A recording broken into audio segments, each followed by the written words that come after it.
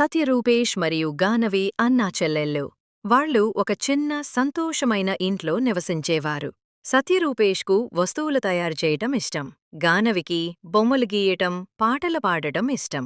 ఒకరోజు వాళ్ళు పార్కు ఆడుకోవడానికి వెళ్లారు. అక్కడ ఒక చిన్న కుక్కపిల్ల పొదల మధ్య ఇరుక్కుపోయింది. ఆ కుక్కపిల్ల చాలా భయపడింది. గానవి మృదువుగా కుక్కపిల్లతో మాట్లాడింది.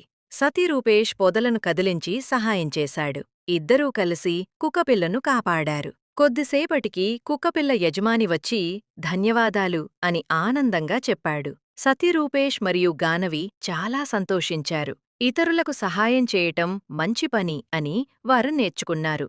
రాత్రి గానవి, "నువ్వు నా అన్న కావడం నాకు చాలా సంతోషం" అని చెప్పింది. సత్యరూపేష్, "నువ్వు నా చెల్లి కావడం నాకు చాలా ఆనందం" అన్నాడు. వాళ్ళు చిరునవ్వుతో నిద్రపోయారు.